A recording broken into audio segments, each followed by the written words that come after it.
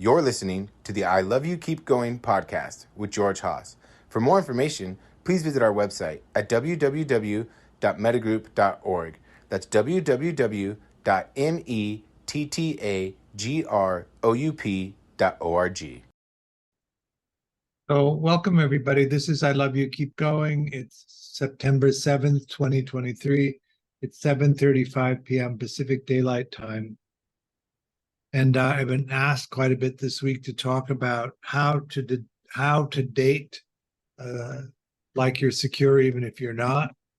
And so I thought maybe I would touch into that and see what we can do with that. One of the things that I notice in the way that insecure and disorganized people are put together is that there's a lot of anxiety around attachment, a lot of anxiety around abandonment. And a lot of the strategies that people use in relationships are around regulating the abandonment anxiety and not about developing productive relationships. So that's one of the things that we should really start with. When you meet somebody and you like them and you get a little bit involved with them, it seems to jack up the intensity of the abandonment terror. And so a lot of the decisions then get made not from this fully functioning, fully mentalizing place, but from this place of low mentalizing and a need to regulate the abandonment experience. And so often that takes the form of rushing into overcommitting in relationships in the first few months before you really have a sense of who the person is that you're committing to and whether or not they can keep the commitments that they're making to you, much less whether you can keep the commitments that you're making to them. So I like to talk about this in terms of going really slowly. And what I mean by really slowly is spend 6 months or so getting to know somebody so that you know, or at least you have a chance of having a sense of knowing who they are. Of course, if that creates this acute experience of abandonment terror and you want to lock them up so that they can't get away, then you're really committing to somebody who you don't know. And committing to things that you don't know, you would want to commit to somebody that you did know once you figure that out. So a lot of it for insecure and disorganized people in the beginning is separating out the urgency that comes from the dysregulated abandonment experience from what makes sense in terms of organizing a relationship. One of the other things that happens to disorganized and insecure people is that they want to find meaning. And because their exploration systems are truncated in some fashion, where they look for meaning is not from the exploration, but from the experience of being in relationship to someone else. And this inevitably leads to a sense of deprivation because you don't find the meaningfulness of life, you don't find the fulfillment of life in the relationship experience. The relationship experience is meant to support you so that you can then go explore and discover the things that have meaning. And then they're a place to come back to and share those discoveries with someone else and to be supported and encouraged to help understand what it is that you found out and then be pushed out the door again so that you can go do more exploration. Particularly with disorganized people, but also with insecure people, often what I see in the work that we do is that people hole up together and they use each other as a way of justifying that they don't need to explore. But then the burden on the relationship to provide that sense of meaningfulness becomes greater and greater, particularly over time if the sense of isolating, cocooning together and not exploring goes on for too long. Christian. George, do you think of like relationships in and of themselves and like having a wide social circle as potentially being a source of meaning, or in like exploration? It, I don't think of it that way, really. Um, One of the things that happens when you have a circle of close friends is if they're actively exploring, you get a lot of information about the nature of the world and the nature of subjects that you might not really be wanting to explore so deeply. But because they are, that can be quite enriching and quite supportive of your own exploration, but it in itself won't be enough.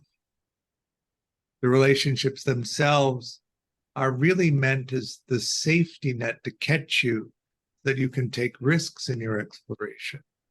Uh, Not, I'm not talking about a financial safety net, although sometimes that happens, but really a support for exploring the ideas of what you want to understand and then helping you go and do it. And then also the explanation of the experiences that you have, what you found out, that dialogue is also enriching. But if you're not out exploring and not bringing back that to the relationship in order to share it, there's no source of that uh, inherently in the relationship experience. Mm-hmm. I guess like maybe this is kind of it seems like a kind of a contradiction to me, or like anything that I would explore, it seems like ultimately the goal is kind of relational.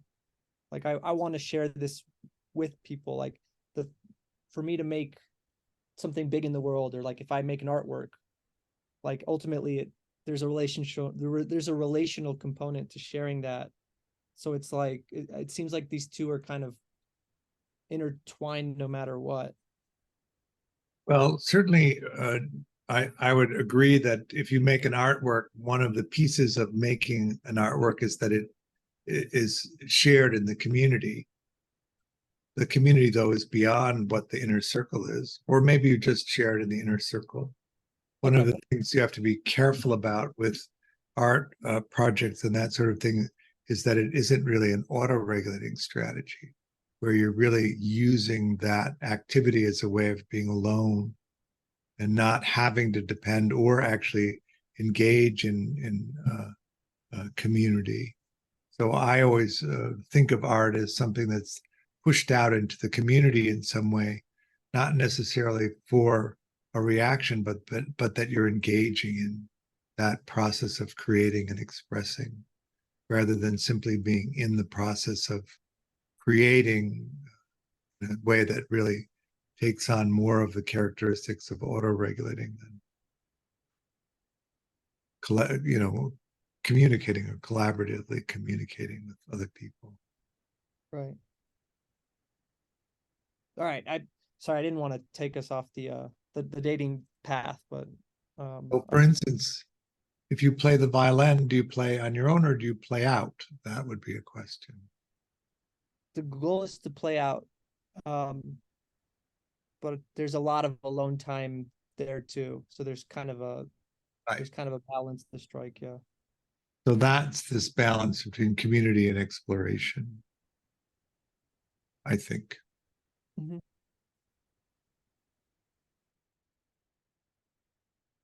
One of the things about attachment conditioning is it tends to create patterns of relationship. So uh, secure people tend to go with secure people because secure people have all of the qualities that another secure person might want. They function well.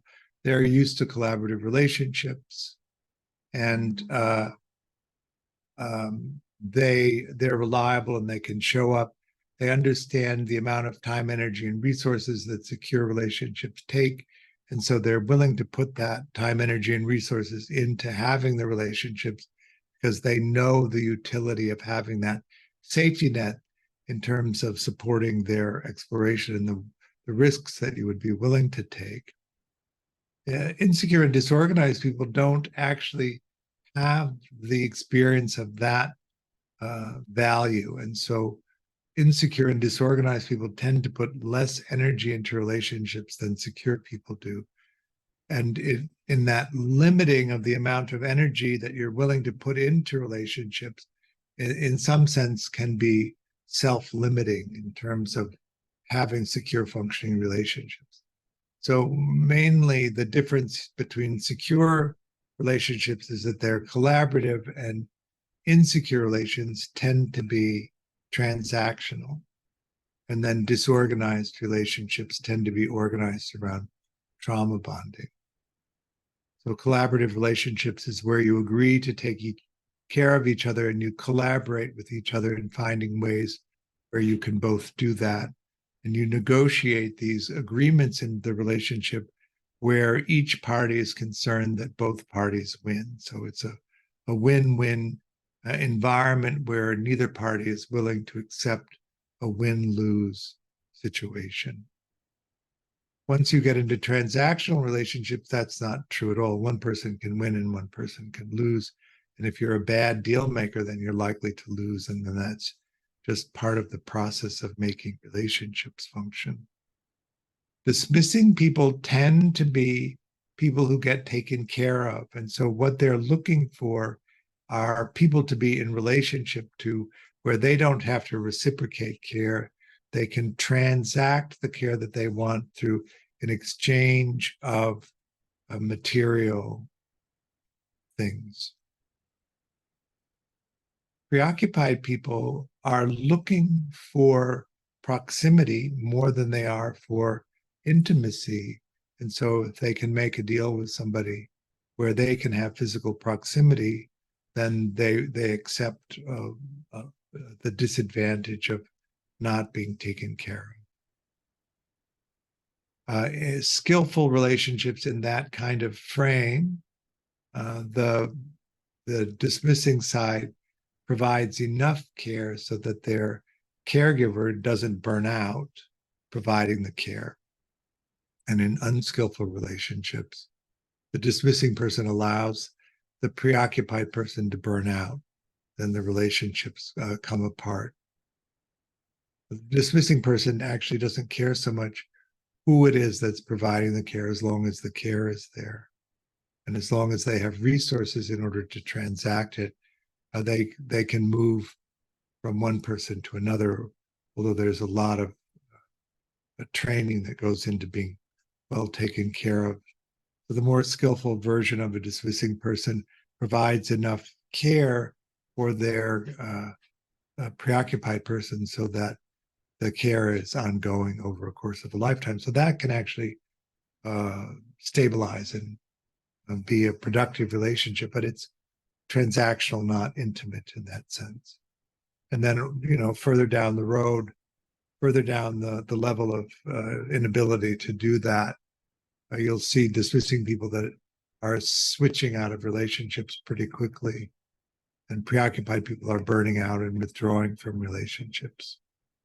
So the most common formulation of relationship is secure with secure, and then the second most common is dismissing with preoccupied. Is that making sense? A dismissing person can also go with another dismissing person. That tends to be what we call the power couple in our society. They both gain advantage from being with the other, but they both have their own means of resource, both dismissing.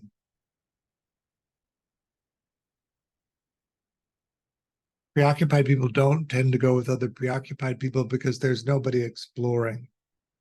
Dismissing people explore, mainly secondary exploration in the gathering of resources, and keep their primary exploration private, but that's enough to enliven the relationship.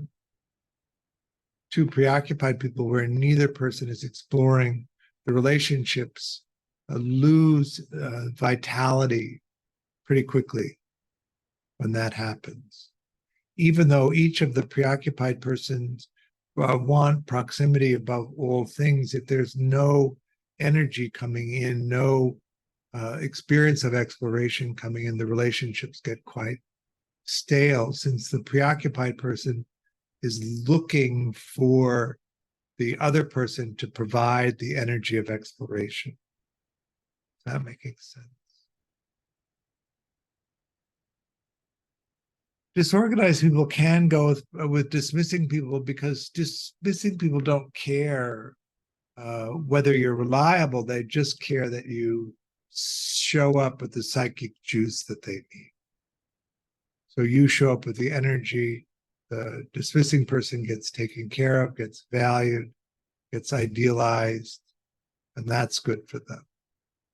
And then what's good for the disorganized person is that they can come and go without the penalty of being unreliable.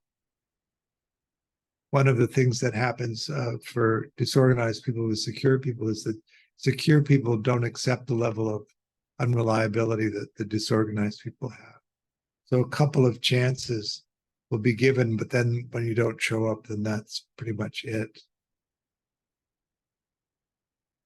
Preoccupied people, because they seek proximity and closeness to emotionally regulate, don't want to engage in disorganized people, because disorganized people withdraw and isolate to emotionally regulate.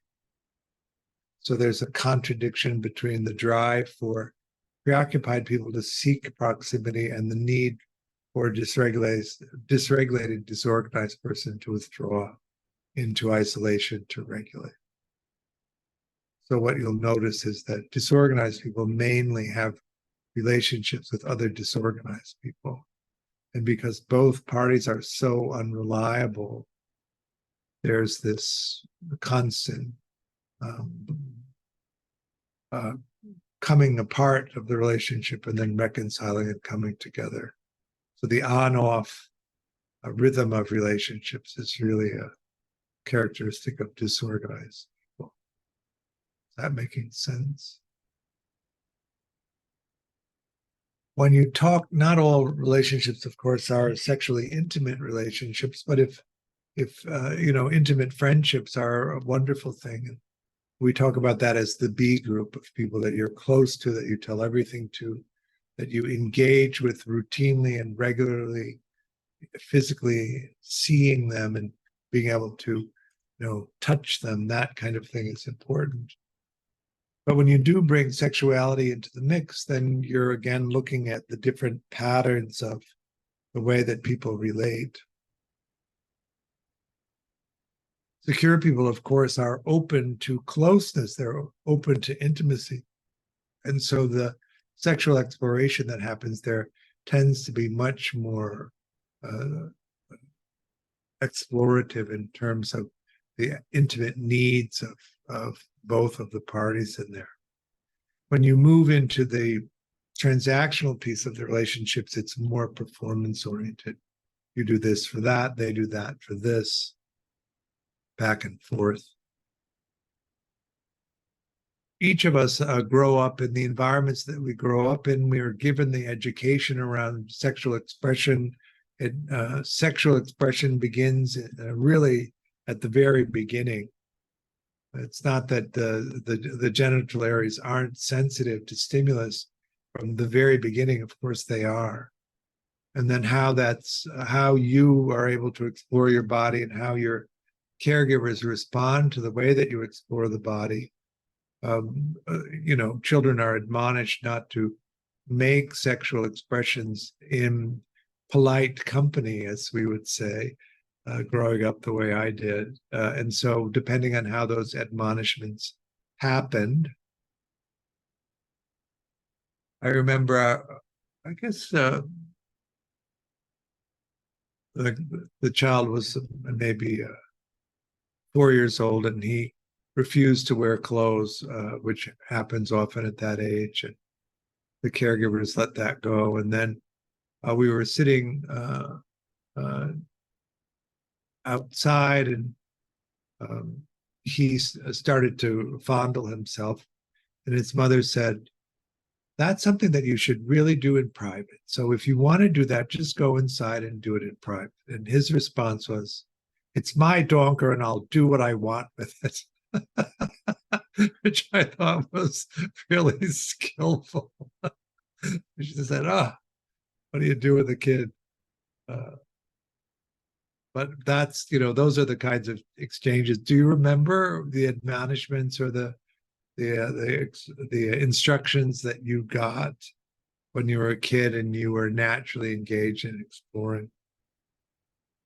Were the boundaries between adults and children well protected so that you didn't have influence of sexual desire from adults that would have been impossible for you to navigate as a child? All of the different things that happen. I facetiously say, you probably heard me say it, we're all born with a slick, smooth sports car of a sexual orientation. By the time we're old enough to drive, it's a beat up old jalopy. So all of those things impact that. So secure people have that leg up again because they were held, they were caressed, they were delighted in. And so when they meet a partner, that they can then accept all of that, and they're also good at expressing that. Dismissing people, on the other hand, were not held, they were neglected, profoundly neglected. And so they have trouble with physical contact. They have trouble with the way that the body smells. They have trouble with the vulnerability that's necessary to get aroused. This could be male or female, of course. There's an equal number of each. And so they tend to not like intimate expressions. They're used to transactional relationships. And so they like to transact how it's going to go. They like control. They like a minimum of skin contact, all sorts of things. They like it to be clean because of the difficulty of scent. All of that stuff impacts the way that sexual relationships can unfold. Preoccupied people, of course, will pretend to be whatever you want.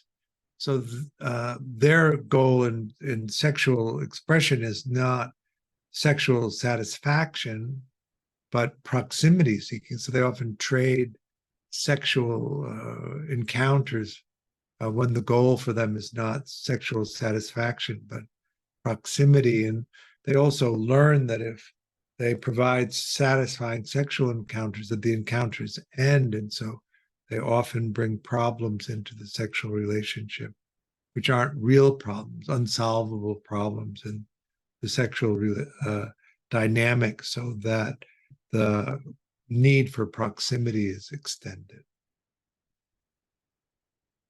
Once you get past the trauma line into trauma bonding, disorganized people often have had some kind of physical or sexual abuse in their childhood experiences. And so their associations with arousal, their associations with desire, their associations with the physical act of sex are often clouded by painful or frightening experiences of childhood, which tends to interfere with the ease of sexual experience.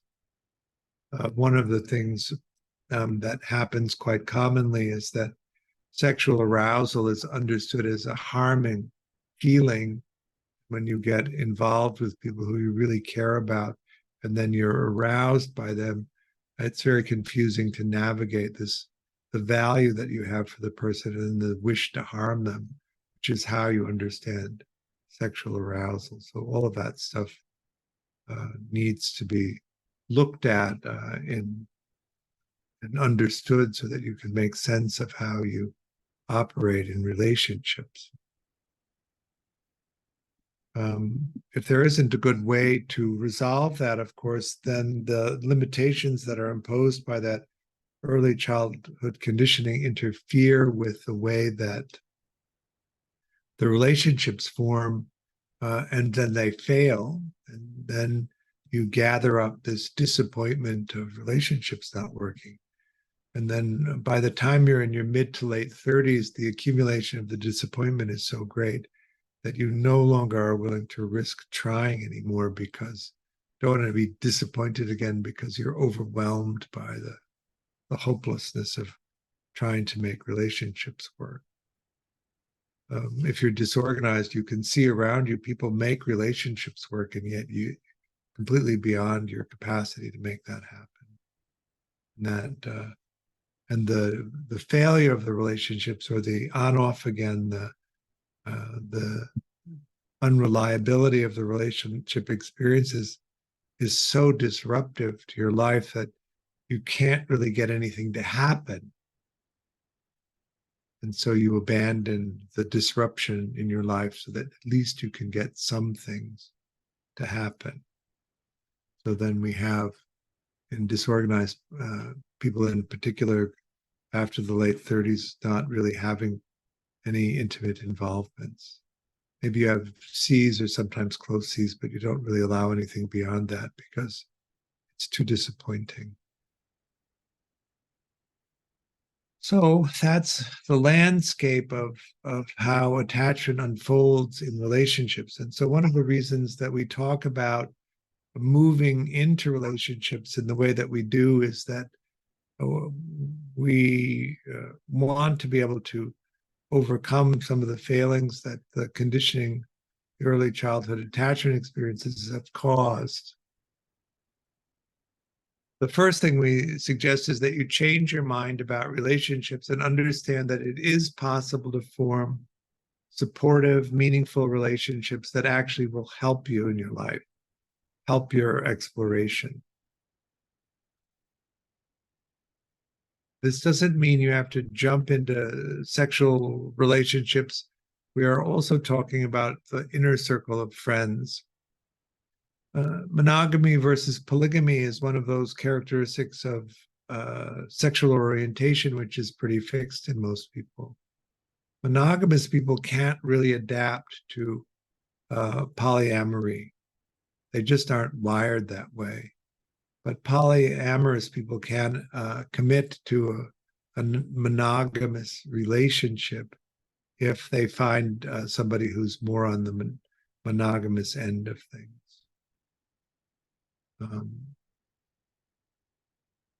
If you're on the poly end of it, there's there is a way to understand and organize relationships so that they're actually supportive and productive of your exploration and not something that interferes with that. And then you also have to tell the difference between somebody who's genuinely polyamorous and somebody who's merely commitment phobic, which is something that also happens.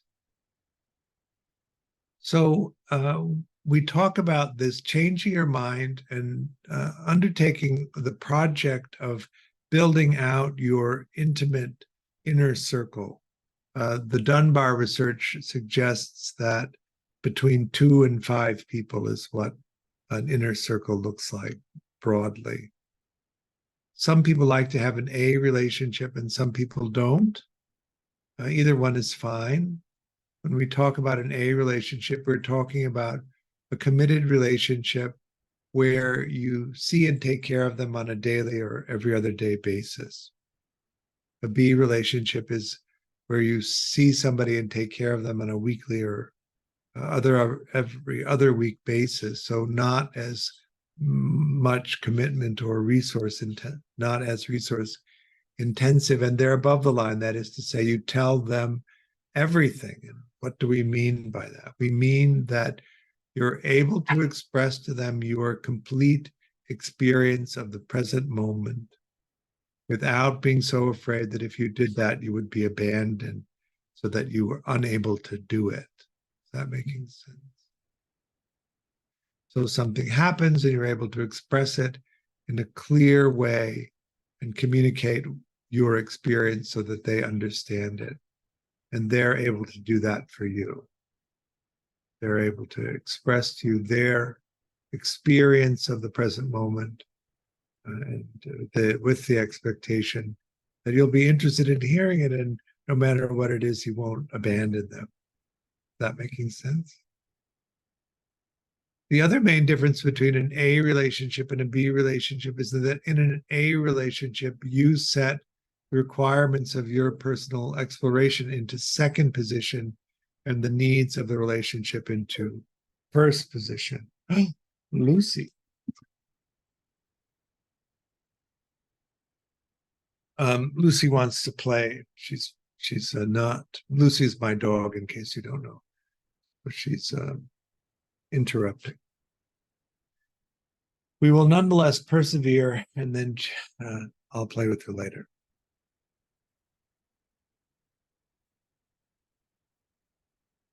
So an example of you putting the needs of the relationship ahead of your personal exploration would be you've worked your entire life for the dream job, you get the offer of the dream job. Yes, Lucy is a dog, not even a bee, because she doesn't really reciprocate. That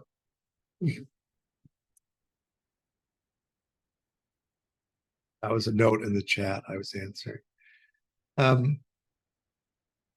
You get an offer for a dream job in New York, and you're living with somebody in Los Angeles, and you say, that's wonderful. I've always wanted this opportunity to let me talk to my partner, and then I'll get back to you. That would be putting your personal exploration behind the needs of the relationship. Then you'd have to figure out how your partner might work out the fact that you'd have to relocate in order to have that job.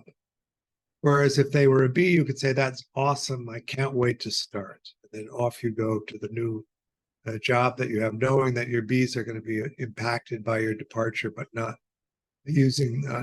allowing that to interfere with what you explore. Christian. So I guess this sort of comes back to the question I was asking earlier. If you put the relationship ahead of your own exploration, does that, like, would you frame that as actually encompassing the relationship within your exploration? So that kind of becomes like, that sort of becomes a form of exploration as well? I would put it as you're still obligated to support each other's exploration, but you negotiate time, energy, and resources toward what can go to the explorations and what goes toward supporting the couple. Stan Tacken uses the phrase couple bubble. But you're not off the hook for supporting each other's exploration in that formulation. In fact, it's in some ways more supportive because you have this intimate who's involved in how that all unfolds, which is not necessarily true of B-level relationships. You would want somebody who wants you to succeed in what's meaningful to you. And now, of course, they get somebody who's succeeding in the things that are meaningful to them. So they get to be with this person who's succeeding and vital and engaged. And then if they're supported in the same way, then their partner gets the same benefit, that their partner is engaged. It's hard. It's hard to get anything to happen in life, and you have to persist to have it happen most of the time. And it's easy to give up. And so if you have the support, they keep you going. That's really valuable. And also, you do that for them. I have a question on that. Uh-huh. But I didn't know if Christian was done. Are you done? He seems to be. Okay.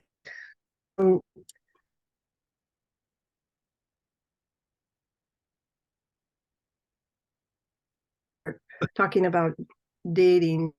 You froze there for a second, so you'll have to start again at the beginning. Oh, mine is unstable. Can you hear me now? Yeah.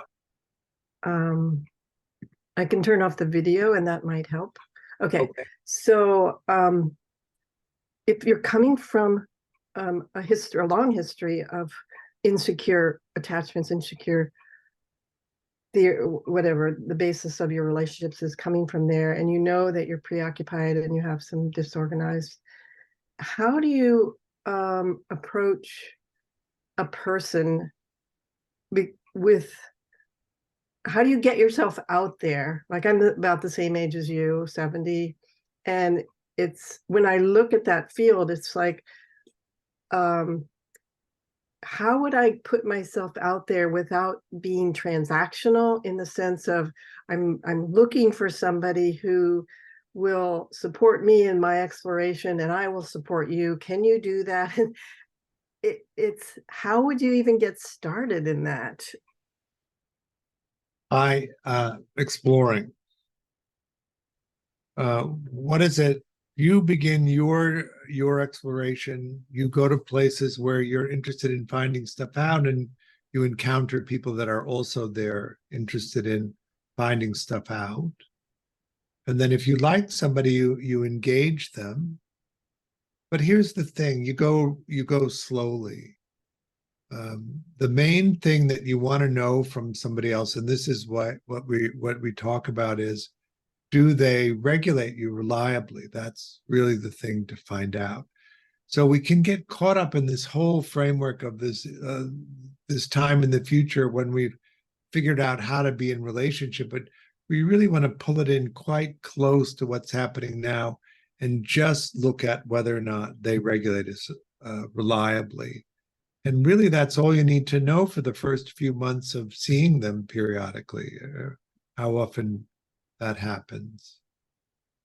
Yeah, I think there's a lot of projected fears of repeating old history and of the age group girls, and that comes with a lot of baggage because they are probably in secure relationships. So it's like, it almost seems insurmountable to even get to that point of slow dating when you could be dead in 5 years.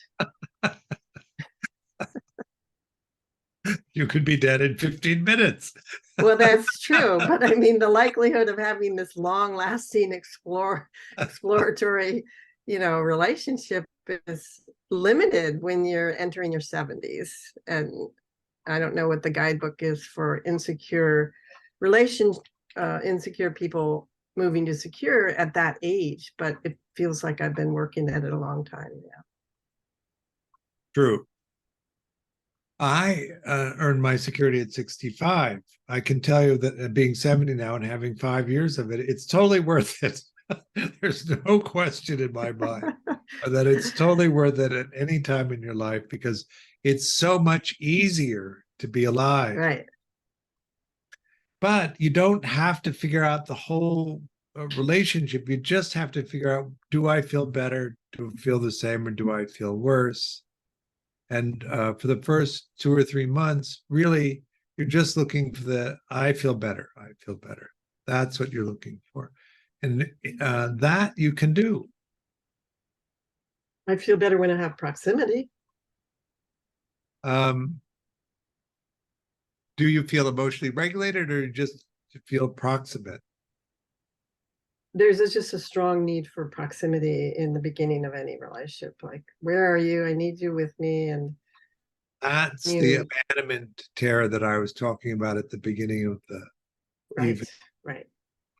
So what you're attempting to do there is regulate the abandonment experience, which is the thing that pushes people to move too fast. So then what we want to do is recognize, oh, this is the abandonment terror, and I need to regulate it in some way. Does it matter? Self-regulate. Proximity. Well, spread it around. More than one person. Proximity is often indifferent to who it is, as long as you're there. But paying attention to that, do I feel better? Do I feel the same? Do I feel worse? So that requires you to tune into your own emotional landscape, your own emotional feeling, separate from the empathetic experience where you get over-involved. And you feel terror of, if I get involved, I will be abandoned. Right, that's the fearfulness. If I lose proximity, I'll be abandoned. That's the I- point where I'm at. Yeah, it's like, how do I even get introduced to somebody who, when there's terror going into it? So then part of it is the cognitive piece of recognizing that that actually isn't an engagement in the relationship. It's an abandonment terror that comes from conditioning, developing your emotional regulation skills, both with other people and in your own capacity to regulate that experience, and then pay attention to whether the experience of being with the other person is regulating. Okay, so it sounds like it helps to have multiple people Yes, that's date. I recommend that you have a bunch of people. One of the other things about forming relationships is that most relationships don't go the distance. And so if you do them serially rather than as a group, it takes too long, right? It's one of the things that contributes to the disappointment. But if you date multiple people and you're able to monitor the actual intimacy that you're developing in the relationship, then the ones that go the distance will go the distance, but the ones that don't will just fall away. But you'll have done them simultaneously rather than individually, and the time frame will get compressed a huge amount by doing that. I think dating time would feel like polygamy. Because I'm putting my So, heart into each one to some degree. What? well, as appropriate to where the relationship is, how it's developing, it takes time to get to know people. I mean, at least 6 months to get to know somebody before you want to commit. But even at 6 months, you don't know them that well. So, No. and then also, what are you looking for, and what are they looking for? People who rush into relationships rush in without actually declaring what it is they think they're committing to, or what the other person, or having the other person declare what they're committing to. So we're going to the next level, and both of your levels could be completely different than each other. And then you're constantly disappointed that they're not living up to your level, but they don't know what your level is, and their level is something completely different. So you have to really bring this out and negotiate what it actually means to be more committed in a relationship. Right. So do I use the language of insecure and secure relationships to say, I mean, that's kind of heady in, in a date. By the way, I have a secure relationship and I want you to have secure for me. Right. I'm just going to have you sit down with my friend, and they're going to interview you for 2 hours. Yes, George Haas is you for 2 hours. And you're not If an you're F3, fuck off. right. I would love that. um, Cut to the chase. so that's why simplifying this is really all that matters in the beginning. If you, and from an economic point of view, in terms of relational energy, is are they going to be able to reliably regulate you when you need it? And people who are insecure tends to leap over that whole part of the beginning foundational setting up relationships to the proximity piece. Yep. Yeah. And then if they do need somebody to be able to regulate them, and they pick somebody who can't do it, the person can't do it, and you can't get regulated in the relationship. It is the thing that I notice the most in the couples work that I do, that the couple, they're not regulating for each other, and there's not much that you can do about that. One of the pieces that people do is they allow an expansion of the B group. So there's a larger friend group, and the friend groups are who you go to for regulating. But if you're committing at an A level, all of that time, energy, and resources, it just doesn't make sense to pick somebody who can't regulate. Right. I know. It just seems like it's a big task and there's no way of knowing if it's going to work in the beginning. Don't have to take it all in one bite. Mhm. All you have to do is notice whether somebody's regulating for you. That's it. Right, without making it transactional. Like, Right. I need you now to help me self-regulate or regulate. No, you're just paying attention to whether you feel regulated. Do you feel better? Do you feel the same? Do you feel worse? That's all. And what if it's different every time? It's inconsistent. And it's not reliable, and you're looking for somebody who reliably regulates you. But what if it's me that's inconsistent? Then you work on your consistency. Okay. I'm just going around in loops here. Yeah, right. All right. I thank you. We'll see what happens if I do go. I was thinking of doing online dating. I don't know what else to do around here. So that's a big risk. Yes, just go slow. That's all. Slow. As if I have all the time in the world. You have all the time that you have, and going fast actually won't help. Okay. I got the basics there. Thank you. Joanna?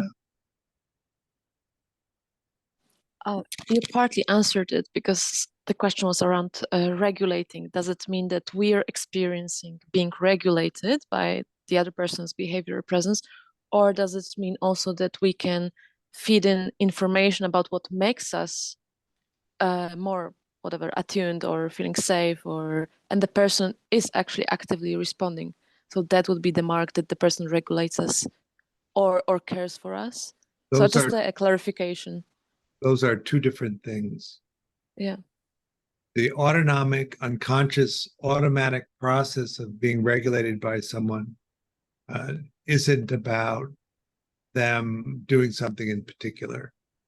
It's about the way that their energy interacts with your energy. Right. But if let's say the presumed partner, the person in relationship, does not step in to the collaborative part of actually feeding that kind of information that, just informs the entire system of the relationship, then that is, how would you read that kind of situation Well, they'd or still prospect? be or not regulating. You're not regulated. That or not. Yeah. So what, you can find somebody who's really regulating for you and you could not be regulating for them, or you could be dysregulating for them. You could find somebody that you really don't like and doesn't treat you very well, but is still very regulating. That's one of the things that invites people into relationships that don't work that well, is that the regulating experience is there and it's really good, but that they don't treat you well enough. They're separate, and that's why you really want to pay attention to this baseline. Do I feel better? Do I feel the same? Do I feel worse? Then you can get into all of that stuff that you're talking about, but that's later in the negotiation of the relationship. First, you want to know, do I feel better? Do I feel the same? Or do I feel worse? And then you need to know from them, do they feel better? Do they feel worse? And the only relationships that really can go forward are the ones where you both regulate each other. Then you can get into what you're talking about, which is and the way I like to frame it is, do you like to take care of them in the way that they need to be taken care of? Because if you don't enjoy it enough, you won't do it enough, and they'll complain, and it'll be a source of friction in the relationship. Then you can find out from them, do they like taking care of you in the way that you need to be taken care of? Because if they don't like it, they don't enjoy it, they won't do enough of it, and you won't feel taken care of, and it'll be a source of friction. And that's where that negotiation takes place. Then you should spend time on it. You have to tell them how to take care of you. They have to learn how to do it. And then you have to see whether they just do it when you need it without you having to ask, because that's what a collaborative relationship is. They undertake your care, they learn how to do it. And then when they see that you need the care, they provide it. And then you do that for them. Then, if all four of those things are in place, you can get on to the next piece, which is, does it make sense the way that your explorations are for you to travel together? Because if your interests are so far apart that finding out about your exploration doesn't really do anything for them, and finding about their exploration doesn't really do anything for you. That synergy between explorations doesn't happen, and the relationships are less lively.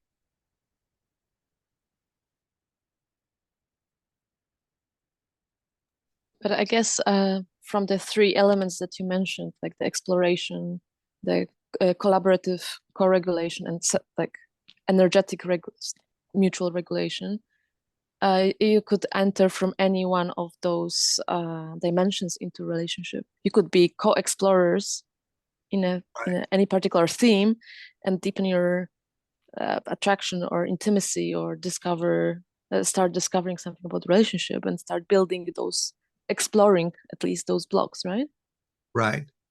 Yeah, any direction you can come in, but what I'm suggesting you do is monitor the energy flows into relationships and flow more energy into relationships that have all of those advantages and less energy into the ones that don't.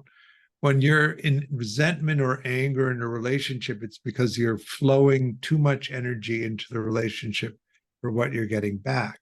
So it isn't that you need to break off the relationship, it's just you need to adjust the flow of energy in the relationship so it's commiserate with what's actually happening. And like I said, in my couples work, the number one problem that's not really overcomable is that you're not, either one person is regulated and the other one isn't, or both of them are not regulated by the relationship. Everything else could look good, but because those two elements are in there, every time somebody gets in trouble out in the world, they don't have a base to come back to that can help them come back into balance. And then if the relationship is expansive enough that they can have other regulators around so that they can get regulated, then the relationships can go on for, even a long while. But if one person becomes upset that the other person is regulating with other people and not with them, then those relationships have a hard time surviving. Shall we do a little practice? Loving kindness or insight? Maybe some loving kindness. All right, let go of the meditation. How'd that go? We just finished up a level 1. We're going to start a level 2 in, I think, some point soon. And then what else? Bunch of different stuff on the website. Take a look. Saturday, we're doing the how to give the adult attachment interview, which is really about the 2-hour initial interview. That's something that interests you in terms of understanding attachment, how we assess attachment. That's a good thing. It won't give you an insight into your attachment. You have to take the interview and have it scored for that. But I think it'll be fun. And then also to listen to Dean Dozier talk about what it is that is required in the interview so that that you're delivering something that's scoreable in a way that's reliable. I offer this teaching freely, but I do hope you'll consider making a donation. There's a link on the website to do it. Any donation of any amount helps support me in the work Mettagroup is doing. We really appreciate it. Thank you for your practice, and we'll see you soon. Bye.